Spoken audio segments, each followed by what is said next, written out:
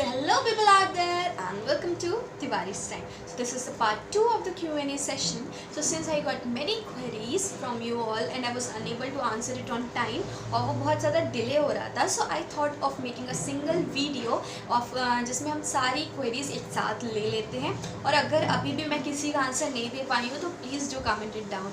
Okay so video start करने से पहले एक छोटी सी रिक्वेस्ट है कि मैंने ये पोल डाल रखा था कम्युनिटी टैब पर. जैसे कि आपको वीडियोस का ऑप्शन दिखता है, शॉर्ट्स का ऑप्शन दिखता है, वैसे ही आगे कम्युनिटी का ऑप्शन दिखता है चैनल पर. तो आप उस पर जाके इस पोल पर रिस्पॉन्ड कीजिए so that I can get कि आपको नेक्स्ट वीडियो किस टाइप की चाहिए.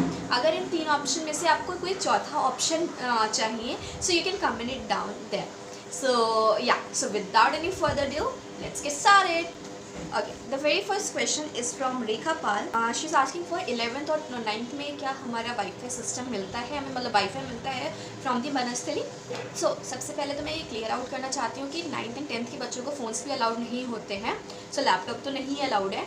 उसके अलावा 11th क्लास के बच्चों को 11th 12th में फ़ोन्स अलाउड है from the time of the corona because of the online teaching, but they are still not allowed with the laptop. So हाँ, जब लैपटॉप नहीं है तो वाईफाई नहीं है, क्योंकि जो बनस्थली है वो आपका वाईफाई लैपटॉप में देता है. I do not connect the WiFi into your phone.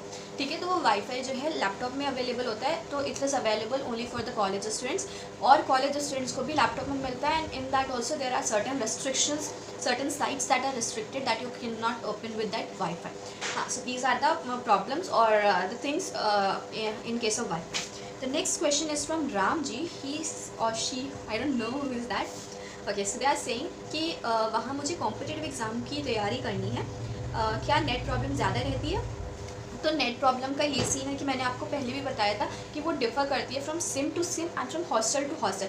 किसी हॉस्टल में वोडाफोन अच्छा चलता है, किसी में आपका एयरटेल अच्छा चलता है, किसी में जियो अच्छा चलता है.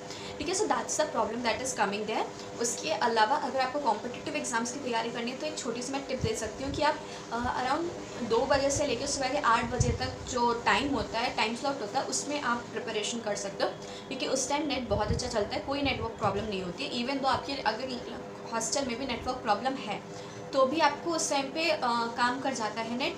उसके अलावा बहुत से हॉस्टल में ऐसा होता है कि 24 hours of the day the net is working good. So that's it. I think you would have got the answer. So next question है हमारा from Aarushi Jaiswal.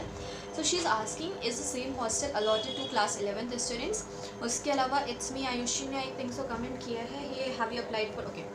Okay so Aarushi, so Aarushi class 11th को सेम हॉस्टल नहीं allot होता है, but इस type का hostel allot होता है, क्योंकि जो मोस्टली जो हॉस्टल्स हैं वो रेनोवेट हो चुके हैं एंड बहुत सारे न्यू भी बने हैं.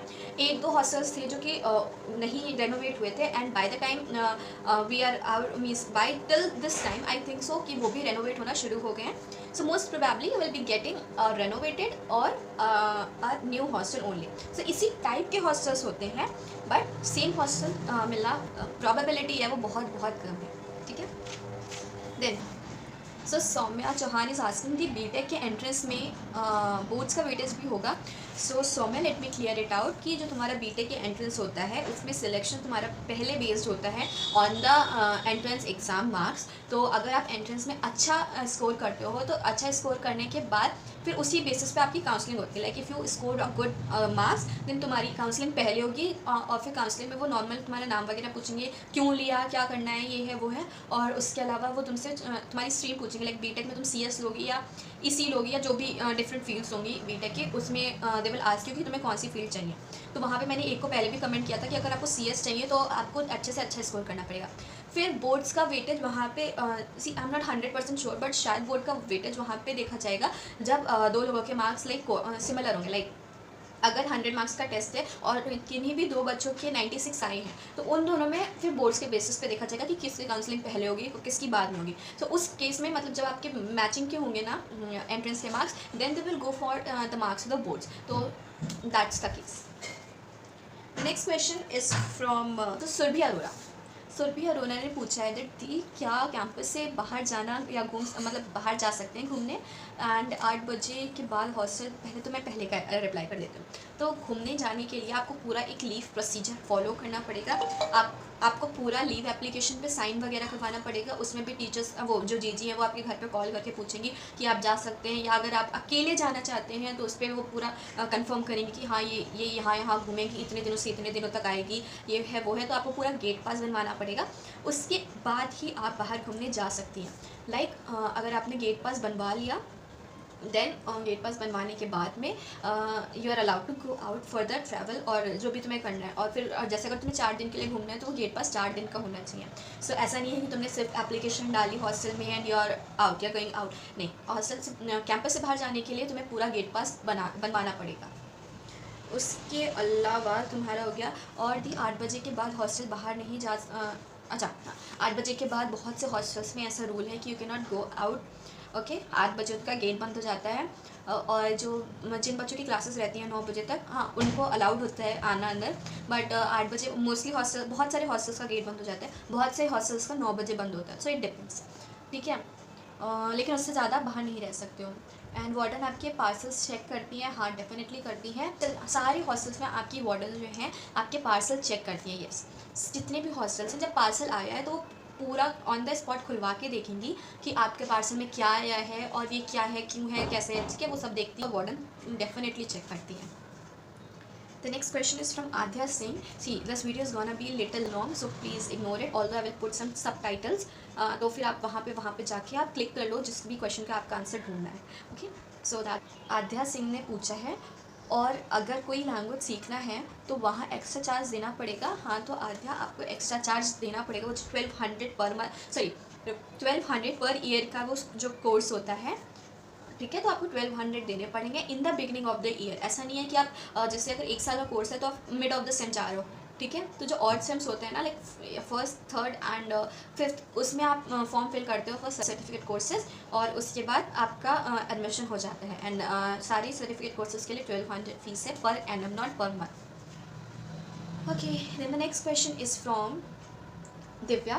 दी बीटेक एंट्रेंस के बाद पर्सनल इंटरव्यू में कौन कौन से क्वेश्चंस पूछे जाते हैं? So I had already mentioned it in the earlier part of the video that interview में वो तुमसे नॉर्मल क्वेश्चंस पूछते हैं, और तुम कौन, जितना मेरे को एक्सपीरियंस, मतलब मेरी फ्रेंड थी वो बीटेक कर रही है, so when she was there for the interview, तो उससे इसी टाइप के क्वेश्चंस पूछे गए थे, जिसमें उससे बोला गया था कि आप कौन सी ब्रांच लेना चाहोगे, लाइक बीटेक में आप सीएस लेना चाहोगे, अगर आपको सीएस ऑलरेडी फिल हो चुके तो उसी जगह आप क्या लेना चाहोगे, क्यों लेना चाहोगे, कहाँ से हो, क्यों, मतलब इस टाइप के question, normal questions. Okay, then one more question from Adya. Dee, can you tell us all the important certificate courses available at the campus for BTech students? तो आद्या, सबसे पहली बात कि एक पर्टिकुलर ब्रांच के लिए कुछ सिलेक्टेड कोर्सेज नहीं होते हैं certificate courses. Certificate courses are available to all the branches और ऑल द कोर्सेज, ठीक है, वो स्पेसिफिक नहीं होते। तो the list of certificate courses either I will paste here और यू मे फाइंड इट, और I will post it in the community tab, there you can find it out. और बाकी जो आपको प्रॉस्पेक्टस मिला उसमें ये लिखा होता है, ठीक है। तो those are the certificate courses that you can choose from, and कुछ स्पेसिफिक नहीं होता है कि बीटेक के लिए यही वाला लेना होगा या ये वाला ही लेना होगा, या कुछ कंपलसरी नहीं होता है। उसके अलावा आप लैंग्वेज वगैरह सीख सकते हो, आपको जिसमें इंटरेस्ट हो, right? If you are interested in dancing, you can go for the dance, you can select for the dance, or you can select for singing or instrument playing, anything, okay, based on your interest. Okay, then one question from Teresa. I don't know I'm pronouncing it right or no.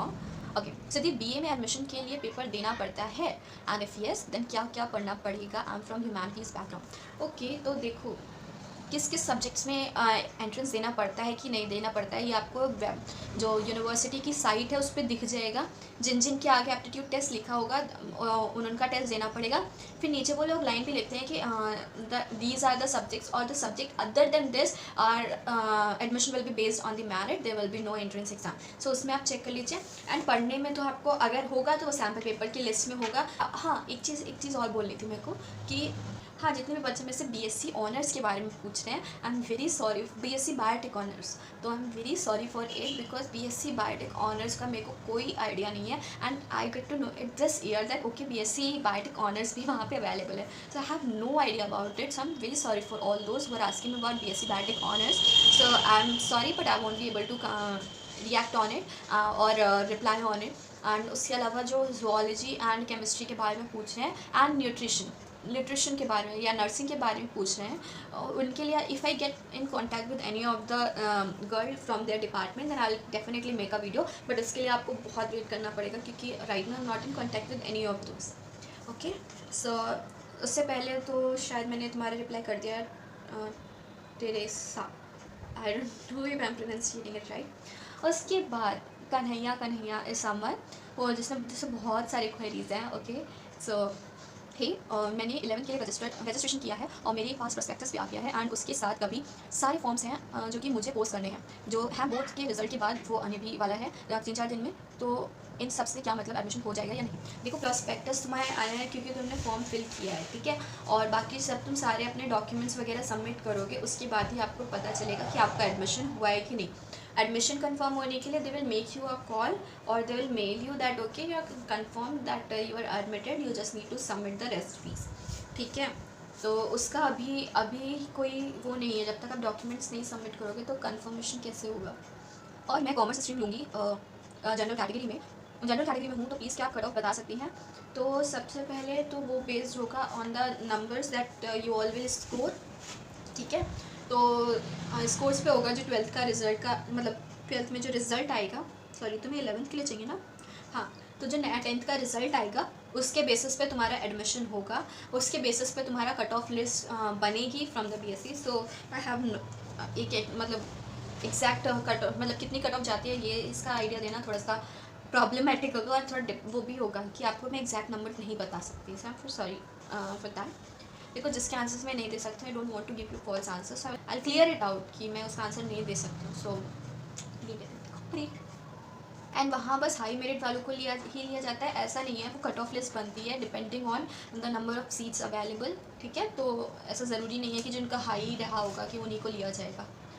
ठीक है, लेकिन हाँ, mostly preference उनको ही दी जाती है since it is based on the merit. I am waiting for this reply. So yeah, this was the reply that I gave you and I think बाकी सारे questions हो गए हैं. मैंने सारे questions के answers दे दिए हैं.